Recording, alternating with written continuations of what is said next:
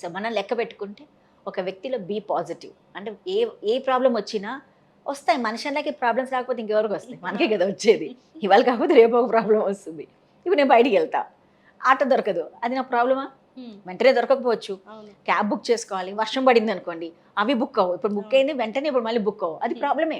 కానీ ఏమనుకోవాలి, it's okay, లోపల ఉన్నాక బయట వర్షం పడింది, అమ్మ అదే బయట ఉంటే పడి తడిసిపోయేదాన్నే కదా అని ఒక పాజిటివ్గా నేను ఆలోచిస్తే ఆ ప్రాబ్లం సాల్వ్ అయిపోయింది కదా. అంటే ఏ సమయాలు ఎదురు జరుగుతూనే ఉంటాయి, కానీ దాన్ని మనం ఎలా తీసుకోవాలనేది చాలా ఇంపార్టెంట్. సో బీ పాజిటివ్గా ఉండడానికి ప్రయత్నిద్దాం. అది చాలా పెద్ద లక్షణం అండి. అది ఉంటే చాలు, మనుషులు చాలా వరకు హ్యాపీగా ఉంటారు. తర్వాత బీ హెల్ప్ఫుల్, నలుగురికి సహాయం చేద్దాం, ఏం పోతుంది అన్నారు కదా, సినిమాలో ఒక డైలాగ్ ఉంటుంది కదా. అలాగే వస్తే ఏముంది, ప్రేమిద్దాం. ప్రేమిద్దాం అంటే కూడా ఒక హెల్పే, అవునా కదా. మనకి సినిమా ఉంది కదా, చిరంజీవి గారి సినిమా మున్నాబాయ్ ఎంబీబీఎస్, దాంట్లో ఆ పనివాడు ఇలా స్వీప్ చేస్తూ ఉంటాడు, వెళ్ళి ఒక హగ్ చేసుకుంటాడు. ఎందుకు చేశాడు? అదొక హెల్పే అతనికి.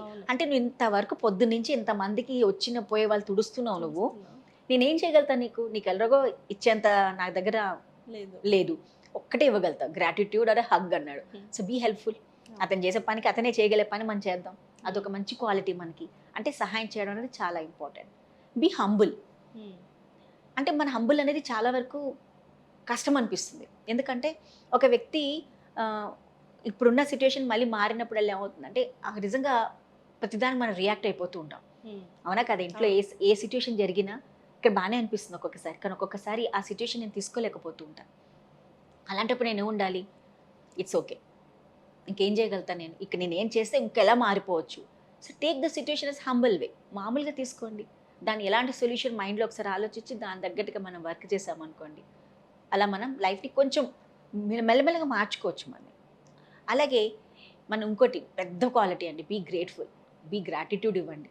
అంటే మనం ఏం చేస్తాం, ప్రతి ఒక్క వ్యక్తికి మీరు పొద్దున్నే లేచి ఒక్కసారి మన బాడీకి, మన ఫ్యామిలీకి, మన ఇంటికి ఎప్పుడైనా ఒక గ్రాటిట్యూడ్ చెప్తామా?